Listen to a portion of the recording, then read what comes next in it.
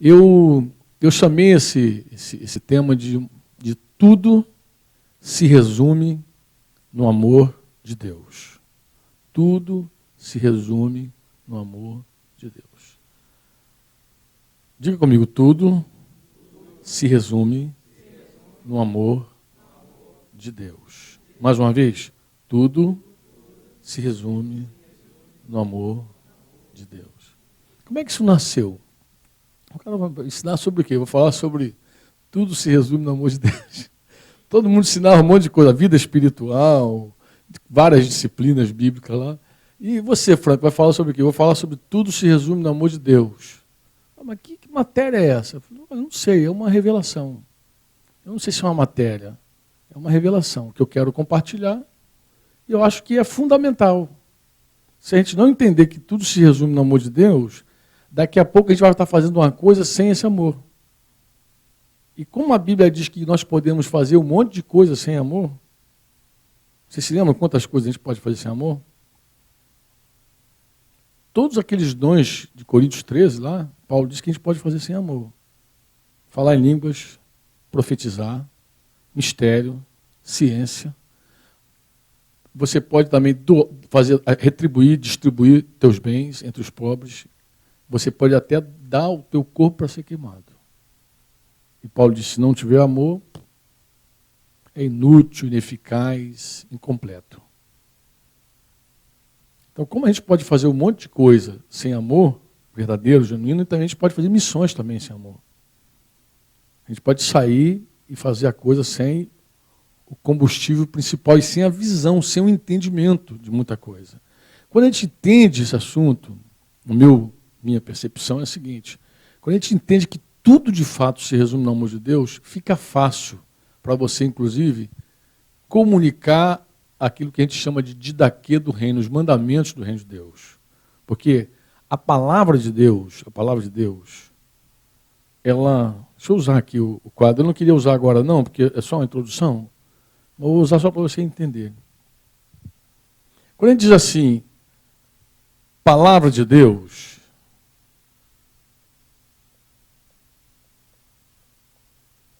o que vem à sua mente quando alguém diz assim, a palavra de Deus? O que vem na sua cabeça? Bíblia, né? A Bíblia é a palavra de Deus. Tá bom, mas a Bíblia é a palavra de Deus. Mas e a Bíblia? Exatamente onde é que está a palavra dentro da Bíblia? Tudo ali é palavra, tudo ali é mandamento de Deus? É ou não? Alguém pode usar uma história bíblica para justificar uma atitude, não pode?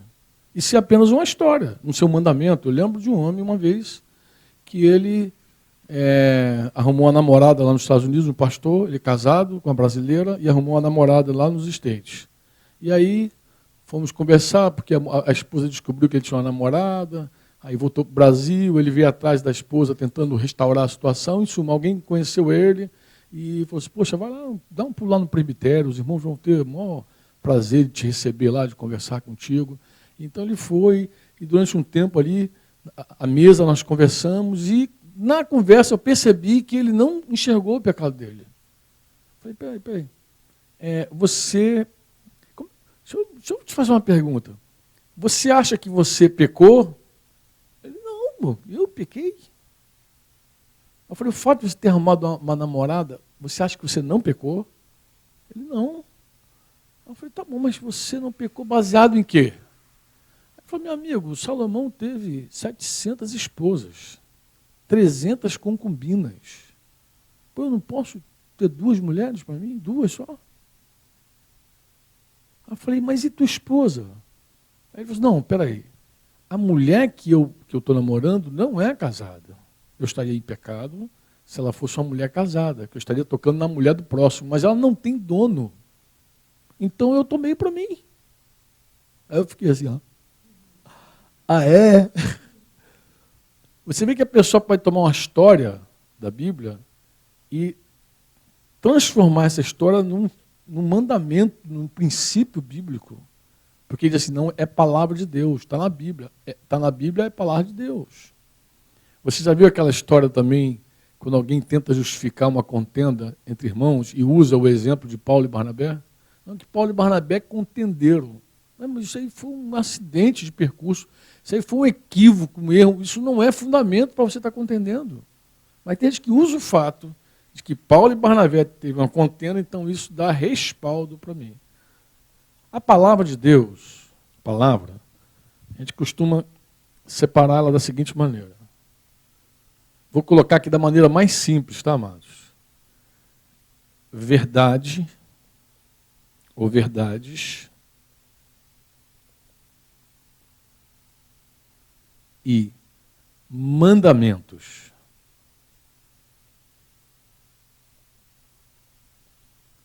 Eu só vou explicar aqui e vocês vão perceber o seguinte, eu abro um monte de janela. Eu não consigo falar um assunto sem abrir janela, tá, amados? É porque eu fico com a impressão, às vezes, que eu estou falando uma coisa que você pode não compreender o que eu estou dizendo, e aí eu prefiro abrir uma janela e tentar explicar. Tá? Eu estou falando que se nós não entendermos que tudo se resume no amor de Deus, tudo, fica difícil para a gente compreender algumas verdades e receber alguns mandamentos. Fica difícil. Muita gente não sabe receber verdades, porque não entende que tudo se resume no amor de Deus, e muito menos mandamentos. A palavra de Deus, na verdade, ela é a soma das verdades de Deus com os mandamentos de Deus. Os princípios extraídos aqui. Deu para entender ou não? Vou dar um exemplo. Jesus é bom. Isso é uma verdade ou um mandamento? Tem dúvida? Vou usar outra frase. Deus batiza com o Espírito Santo. Verdade ou mandamento?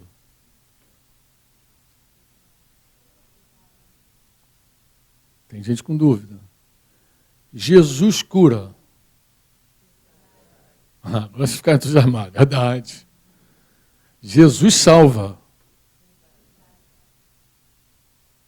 Hospedai-vos uns aos outros sem murmuração.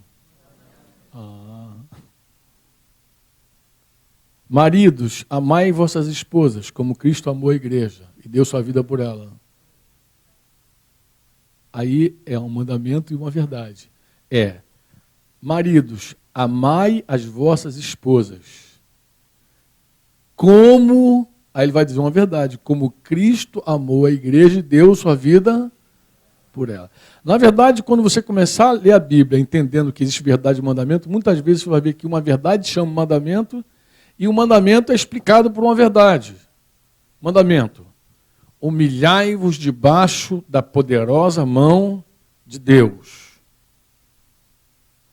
É um mandamento. Humilhai-vos debaixo da poderosa mão de Deus, até que Deus, no tempo oportuno, vos exalte. Agora, porque Deus resiste ao soberbo e exalta todo. Isso é o quê? Um mandamento ou uma verdade? Isso é uma verdade. Agora, se eu sei que Deus abate o soberbo e Deus exalta o humilde, se eu sei dessa verdade, fica fácil para eu receber o mandamento do humilha-te, abaixa-te. Compreende? Compreende o que eu estou falando? Fica fácil. Quando você tem uma verdade clara, um princípio claro da palavra, fica fácil você receber o mandamento da palavra. Então, nós temos verdades e mandamentos. E no meio da Bíblia também tem histórias, tem várias, principalmente história, tem muita história, né? Muitas situações que aconteceram, envolveram pessoas, vários personagens, que não compreendem muitas vezes verdade nem mandamento. Às vezes compreende um fato. Salomão teve 1000 mulheres, não tem nenhum mandamento aí. Agora, se você quiser extrair algum princípio dessa história, tem. Você pode ir lá no Velho Testamento, antes de haver reis, e aí você vai ver Deus falando para Moisés, olha, quando o povo entrar na terra, vai se desviar de mim, vai querer um rei. Agora, informa para esse rei o seguinte, não acumule tesouros, não acumule mulheres e não acumule cavalos, né? Não tenha um grande exército. Era a instrução de Deus. Então Deus já antecipou, falou, olha, lá na frente, quando os reis se levantar, vai ter gente querendo colecionar mulher, tesouro e colecionar poder, cavalos, né? Força, exércitos. E Deus já falou antes. Então a gente pode pegar essa história e explicar. Né? Deus já tinha prevenido que não era esse caminho. Por causa dessa situação ruim, Salomão desviou o coração dele na velhice, e aí vocês conhecem a história. Se não conhecem, vocês vão conhecer, porque eu sei que vocês vão ler a Bíblia toda, pelo menos aqui. Deve ter um projeto para isso, não tem um projeto? Para ler a Bíblia inteira? Então quem nunca leu, pelo menos aqui vai ler. Entenderam isso aqui, amados? Entenderam? Entenderam essa visão aqui? Verdade e mandamento. A palavra de Deus é a soma dessas verdades e desses mandamentos. Quando a gente fala assim, isso é palavra de Deus. É palavra de Deus, deixa eu ver, é uma verdade ou é um mandamento? E quando você tiver os olhos bem aguçados, você vai ver que muitas verdades sustentam os mandamentos. A igreja de Jesus, muitas vezes tende a abraçar apenas um lado desse, da palavra. Tem muita gente que gosta do querigma, gosta das verdades bíblicas, gosta muito. Então, vive assim, falando das revelações do céu, do terceiro céu, e gosta de falar muitas verdades, se apoia nas verdades. Amém. A verdade atrai realmente a tua fé. Você tem que crer nas verdades. Amém ou não? Entenderam?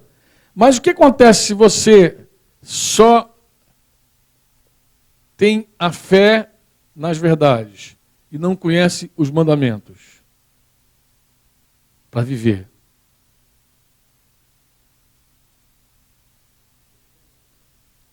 Não vai ter experiência, você não vai provar que a gente chama de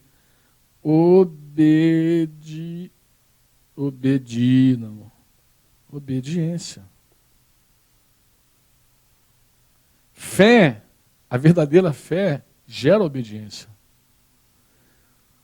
Se uma igreja, um discípulo de Jesus, tende para a verdade apenas, ele vai ser um homem de muita revelação e nenhuma prática.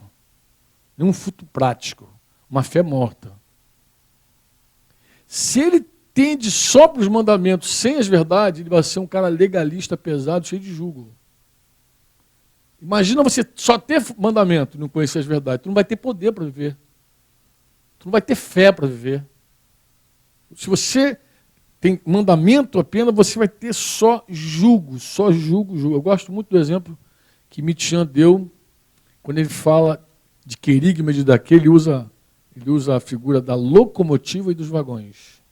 Então, o poder está aqui, a locomotiva está aqui. Aqui estão os vagões.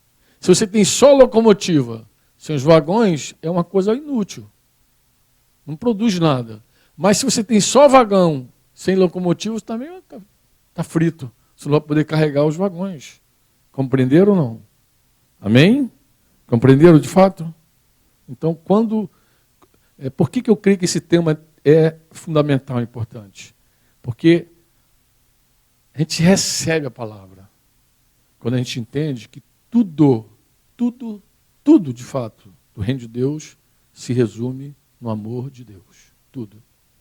Eu queria mostrar isso para vocês aqui no decorrer. Se possível, a gente chegar até algumas coisas práticas da vida da igreja para você ver que tudo tem essa raiz. Amém? Vocês vão me suportar? De verdade? Eu estou achando vocês tão devagar assim. Amém, amém. O que vai vir aí?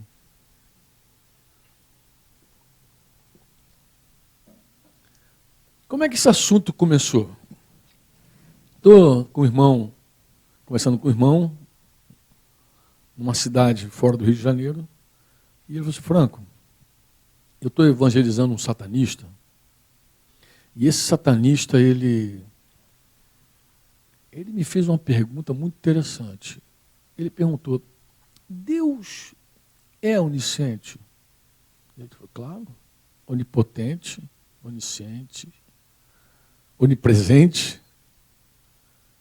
E ele falou, Deus sabia que o homem ia pecar?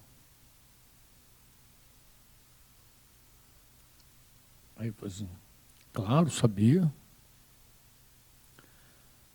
Ele, se Deus sabia que o homem ia pecar, por que Deus criou o homem então? Deus é mau? Que Deus é esse que você serve? Que vê uma pessoa que vai se arrebentar toda no pecado, vai viver debaixo do jugo de pecado a vida inteira e ainda assim cria essa criatura.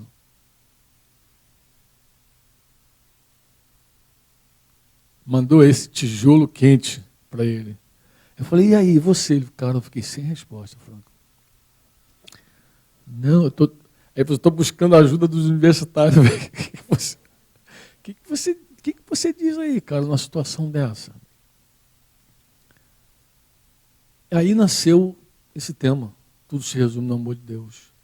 Porque eu falei, poxa, eu realmente nunca pensei nisso, mas vamos para a Escritura. Existe um princípio aí. Eu vou conversar com vocês o começo dessa história para você entender. Tá? E também saber como Deus começou a me responder essa questão. Efésios 1, versículo 4, diz assim: assim como nos escolheu nele, antes da fundação do mundo, para sermos santos e irrepreensíveis perante ele e em amor. Esse texto fala que antes da fundação do mundo, ou seja, então antes de haver mundo, nós fomos escolhidos em Cristo. Amém ou não? Então, antes da fundação do mundo, porque o homem, quando você abre a Bíblia e lê Gênesis, você vê que o homem foi criado, em que dia foi criado o homem? Quem se lembra? No sexto dia, no sétimo. O homem foi criado no sexto, no sétimo ele já entrou no descanso de Deus, porque foi o dia que Deus descansou. Então ele foi criado num dia e descansou já no outro. Quando Deus criou o homem, então diz assim, o homem foi criado no sexto dia. Mas se a Bíblia diz que eu fui escolhido nele antes da fundação do mundo, então antes de ser criado, eu já era um projeto de Deus. Antes de ser criado, porque foi antes da fundação do mundo. Antes de Deus fundar. Deus não chegou ali e criou o homem assim, agora estou com uma ideia genial, e fez o homem. Não foi assim. Foi antes da fundação do mundo. Foi um projeto. Quando você lê 1 Pedro 1,20, diz assim, conhecido com efeito antes da fundação do mundo, aí ele está falando do Senhor, porém manifestado no fim dos tempos por amor de vós. Esse foi conhecido, Jesus. Apocalipse 13:8 diz que adorá-lo-ão todos os que habitam sobre a terra, aquele cujos nomes não foram escritos no livro da vida do Cordeiro, que foi morto desde a fundação de quê? Do mundo. Vou ler de novo. O livro da vida do Cordeiro que foi morto desde a fundação do mundo. Apocalipse 13:8. Quantos acharam aí? Oi? Apocalipse 17:8. A besta que viste era e não é. Está para emergir do abismo e caminha para a destruição. E aqueles que habitam sobre a terra, cujos nomes não foram escritos no livro da vida desde a fundação do mundo, se admirarão vendo a besta que era e não é, mas aparecerá. Olha assim como esse irmão. Você consegue pensar numa mulher grávida que descobre que o filho vai nascer com uma enfermidade séria, grave, uma síndrome dessa aí? O que faz uma mulher grávida que já ama o seu filho no ventre? Ela aborta ou ela deixa o filho nascer? Aborta ou deixa nascer? Então eu falei com ele, primeira coisa que a gente precisa entender é que o homem, ele existiu no coração primeiro de Deus. Porque ele existiu antes da fundação do mundo. Foi criado no sexto dia, mas ele existiu antes da fundação do mundo. O homem foi gerado no coração de Deus. Então, a minha percepção é a seguinte: quando Deus ele gerou o homem, ele gerou primeiro o homem e amou o homem. Ele amou esse homem. Só que ao mesmo momento que ele gerou amor, ele viu também que esse homem iria o quê? Cair. Mas aí ele já estava amando o homem. E o que ele faz? Aborta o projeto ou vai avante? E se a mãe descobre o seguinte: não, olha, tem um jeito de resgatar meu filho. Eu vou ter que produzir um soro. Só que esse soro vai custar a minha vida. Eu vou resgatar esse filho, mas vou resgatar dando a minha própria vida. Aí eu expliquei a esse irmão assim, falei: amado, se esse satanista entendesse que o homem é um projeto de Deus antes da fundação do mundo, e que Deus, por amar esse homem, não abortou, porque quem ama não aborta, e que Deus também não apenas ele não abortou o projeto, disse que o cordeiro foi morto desde a fundação do mundo. Ou seja, Jesus morreu há 2000 anos atrás. Mas ele é conhecido antes da fundação do mundo e foi morto desde a fundação do mundo. Por que você acha que Jesus foi morto desde a fundação do mundo? Se ele só morreu há 2000 anos atrás? Como é que se entende? Mas como é que ele foi morto? No coração. Ele projetou o negócio todo. Ele viu que a solução para o problema era a morte dele. Então, embora Jesus, há 2000 anos atrás, ele foi para a cruz, no nosso tempo, no nosso espaço, como projeto, ele foi morto antes. Então, amado, antes do homem cair, literalmente, o cordeiro foi morto. Antes dele cair. E por amor. Que outro motivo tem? Tu conhece outro motivo? Não dá. Deus ficou grávido do homem, sonhou com esse homem, amou, viu que ele ia se destruir e deu a solução. A solução, cara. Quantos concordam comigo? Amém? Mas o que motivou então? Falei: amado, se esse satanista conseguisse enxergar isso, ele não ia pensar num Deus mau. Pelo contrário, ele ia pensar num pai amoroso. Ele ia pensar num pai que foi capaz, já estava amando. Amor. E outra coisa, ele cercou esse homem de cuidado, advertiu. Falando que é inevitável. Não, eu não creio que é inevitável. Porque existem muitas condicionais na Bíblia. A gente até falou isso no retiro lá. O se. Então eu creio que um caminho pode ser mudado. Não está predestinado à ruína você. Você não está predestinado à desgraça. Você pode ser alcançado. Porque se nós fôssemos predestinados à desgraça, ao inferno, que valor teria vocês estarem aqui dizendo que vocês querem ser missionários e pregar o evangelho?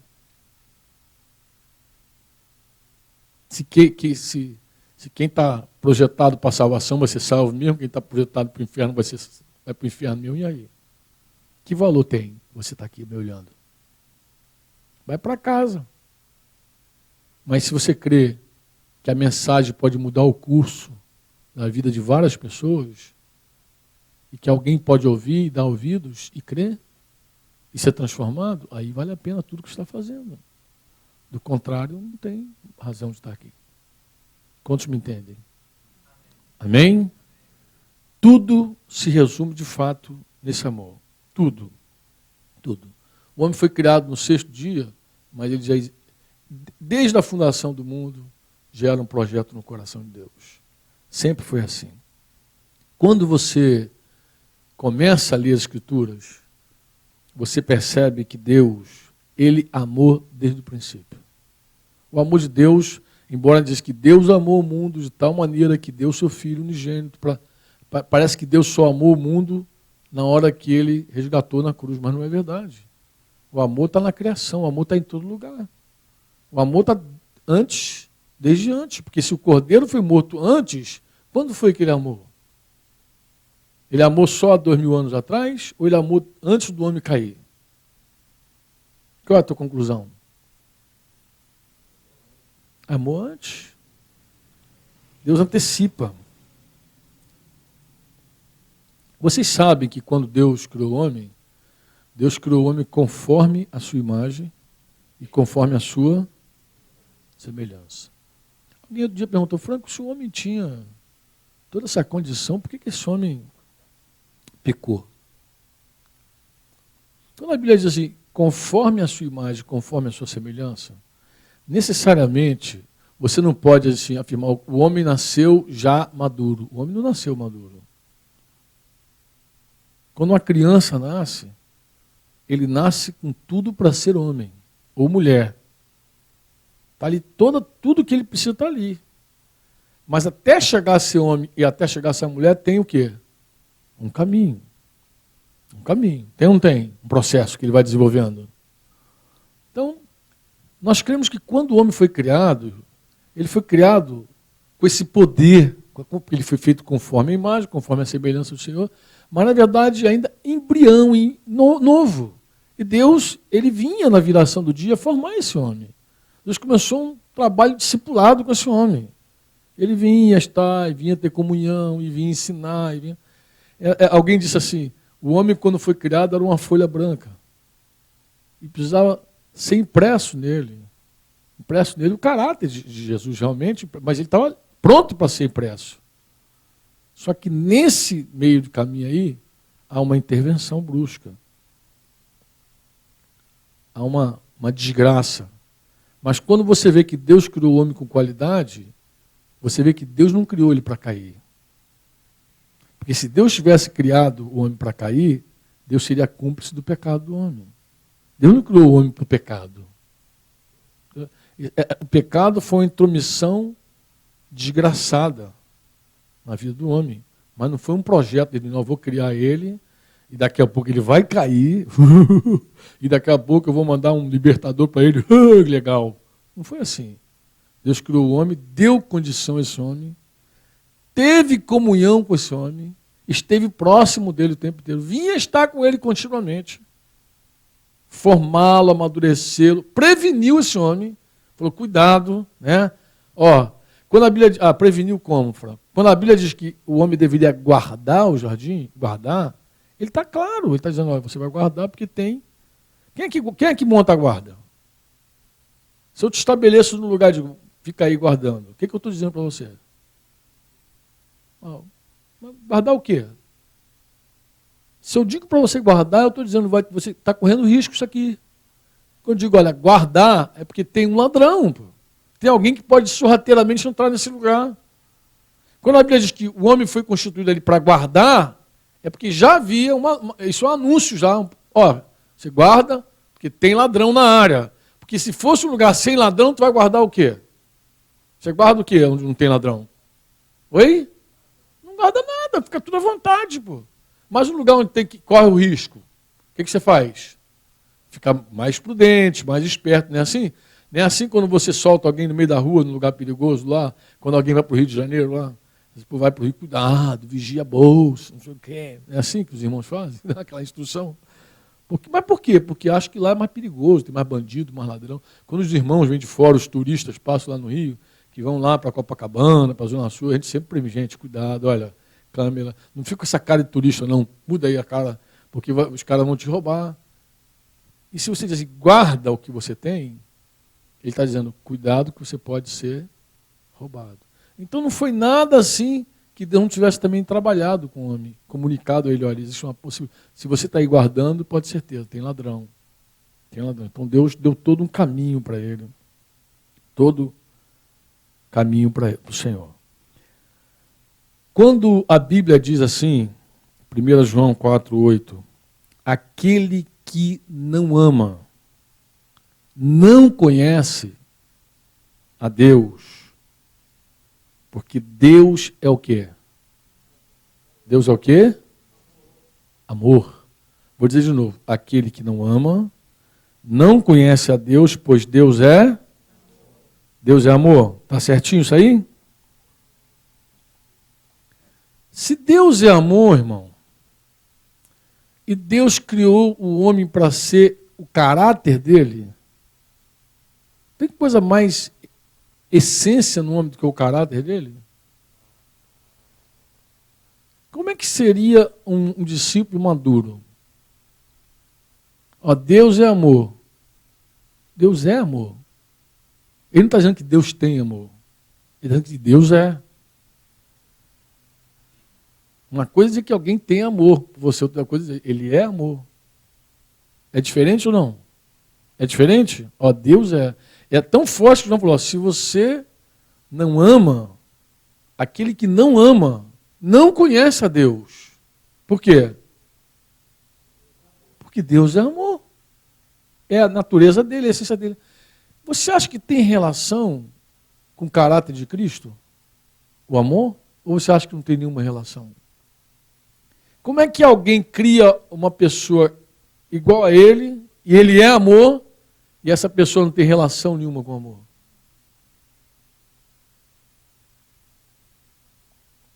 Para você pensar. 1 João 4,16. E nós conhecemos e cremos no amor que Deus, agora ele diz que tem por nós. Agora ele diz assim, ó, nós conhecemos e cremos no amor que Deus tem por nós. Tem por nós, mas ele ratifica. Deus é amor, e aquele que permanece no amor, permanece em quem? Ó, aquele que permanece no amor, permanece em Deus, mas não termina não. E Deus nele. E Deus nele. Aquele que permanece no amor, permanece em Deus, e Deus nele. Adão foi criado para permanecer em quem?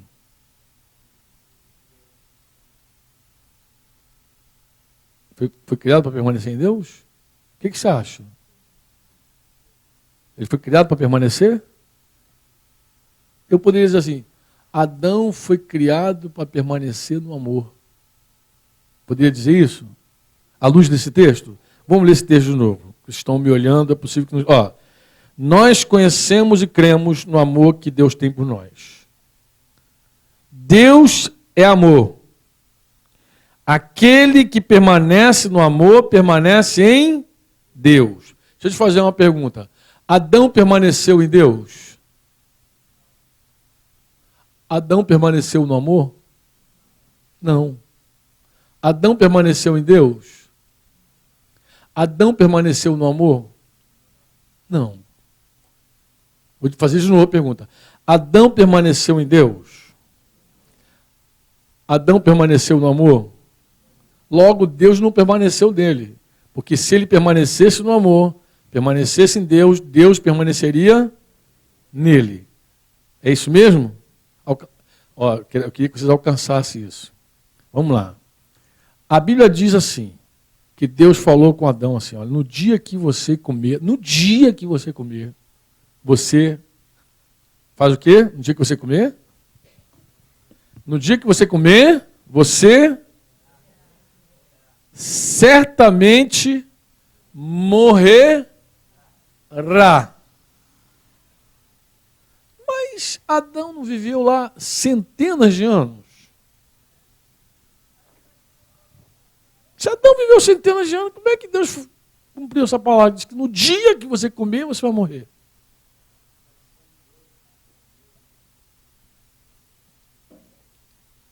O cara viveu lá centenas de anos, quase viu o dilúvio. Aí você diz assim, pô, mas será que era literal? Eu podia falar até cientificamente com vocês. O dia eu vi uma matéria de um camarada que encontrou um metal, um martelo, e ele falou que aquela composição de metal não é possível hoje produzir, hoje. Porque o cientista tem uma tese, porque a ciência, a grande parte dos cientistas já aceita a ideia do dilúvio. E eles têm uma ideia de que a Terra era coberta por uma camada de água. Então, a atmosfera era outra da Terra, antes do dilúvio. A atmosfera antediluviana lá era outra, por essa razão também.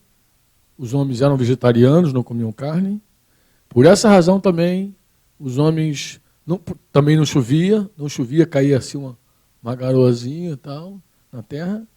E por essa razão, talvez o homem também não envelhecesse tão rapidamente. Isso cientificamente falando, a gente sabe que a razão foi outra. Deus falou, vou tirar o meu espírito de você. Eu vou tirar o meu espírito de você, porque você é carnal. Assim foi a conclusão do homem é carnal demais. Vou retirar, vou reduzir o tempo de vida dele. Estabeleceu aí 120 anos. Mas Adão, vou voltar à pergunta, para você não viajar muito comigo. Adão viveu centenas de anos, mas Deus não falou que ele ia morrer no mesmo dia que ele comesse? E aí, como é que você resolve isso?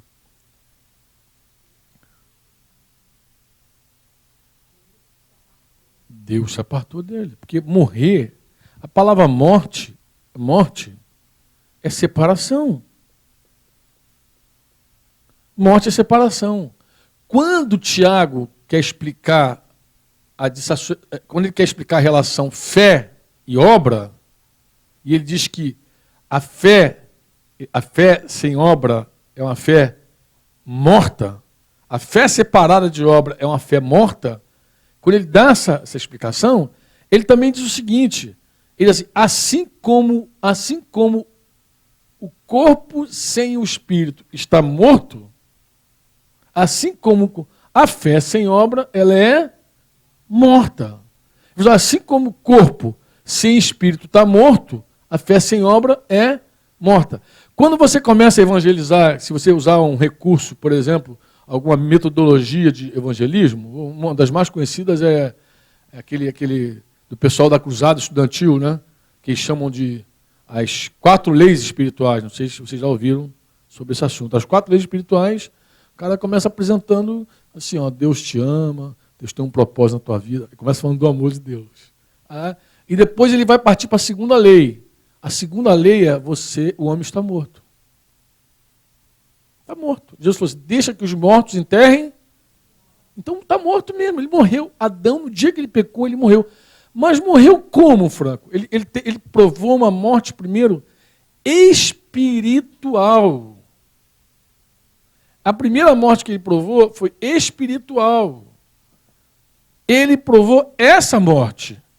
No dia que ele pecou, o amor de Deus saiu dele. Ausentou dele. O amor deixou ele agora. O amor não está mais em você. Você não permanece no amor e o amor também não permanece em você. A hora que você não quer estar no amor, o amor não vai estar contigo. Então, a morte, primeiro, foi espiritual.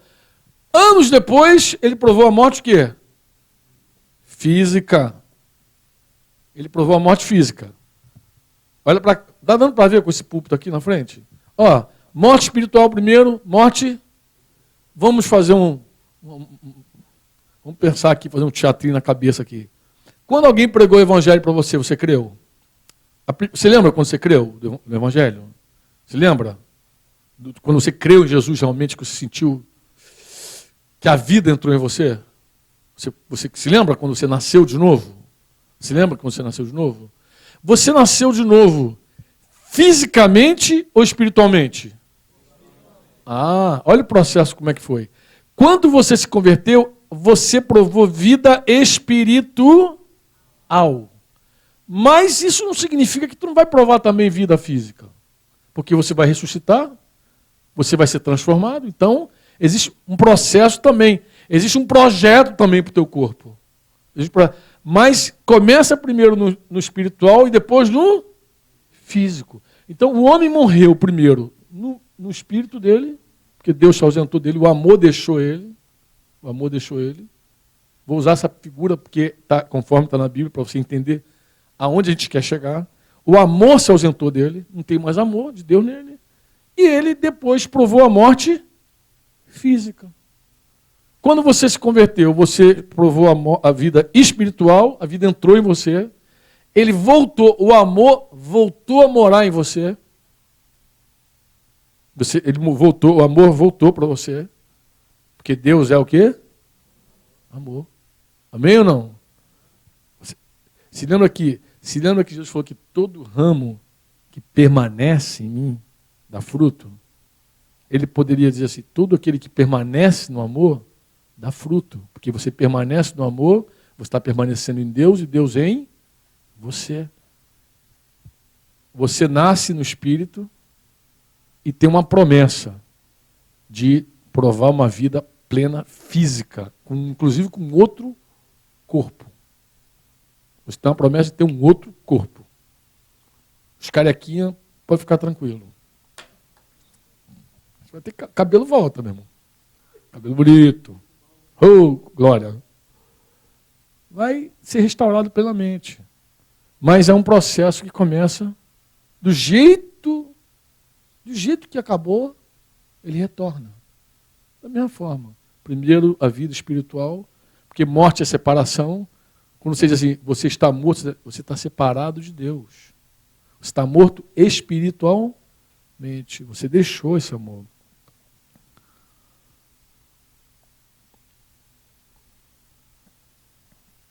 O amor, diga comigo, o amor, tudo sofre. De novo, o amor, tudo sofre. Eu ouvi um pastor dizer essa semana o seguinte, ele falou, Franco, tudo que o mundo precisa é do amor. Eu falei, é verdade. Eu não tenho dúvida do que você está falando. Eu tenho plena convicção que tudo que o mundo precisa é do amor. Tudo que nós precisamos é do amor. Tudo. Toda necessidade é o amor. O amor tudo sofre. Quando o amor se ausentou do homem, aí, meu querido, o homem entrou num abismo, numa desgraça terrível. Você consegue pensar que o primeiro casal que gerou filhos foi Adão e Eva, e no meio da sua família, um irmão matou o outro por inveja? Você consegue ver a profundidade da falta de amor? Já começa uma história trágica, um mata o outro. Um matou o outro. O homem não permaneceu no amor. E o amor não permaneceu nele. Agora ele foi criado para permanecer. Mas ele deixou o amor para lá. Quantos me entendem? Romanos 5,12 diz assim, portanto, assim como por um só homem, Adão, entrou o pecado no mundo e pelo pecado a morte. Pelo pecado a morte. O salário do pecado é o quê? A morte. Agora diz assim, olha que coisa terrível. Assim também a morte passou a todos os homens, porquanto todos pecaram. Engraçado, né? Assim também a morte passou para todo mundo. A separação que esse homem provou do amor passou para todos os homens. Uma vez separado do amor, ele passou isso. É como se fosse um vírus maldito, né? Ele contraiu aquele mal e agora ele passou esse mal para todos os homens. Rejeitou. Rejeitou. Ele abriu mão. Quando ele abriu mão da obediência, da palavra, ele abriu mão do Senhor. E quando ele abre mão do Senhor, ele abre mão do amor, porque Deus é amor. E quando ele abre a mão do amor, ele está sem amor.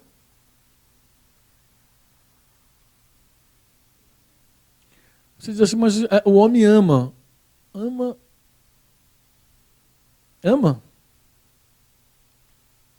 É porque existem vários sentimentos que você traduz por amor. Vários.